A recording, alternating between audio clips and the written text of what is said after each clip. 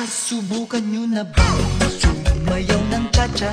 Ika'y natutuwa tulad ni Aling Linda. Habang naglalaba, sumasayaw ang lola. Nakangiti pa siya habang nagcha-cha-cha. Dahil ang cha-cha pampatanggal ng problema. Lagi ka pang nakatawa habang nagcha-cha-cha. Kaliwat kanan nyo lang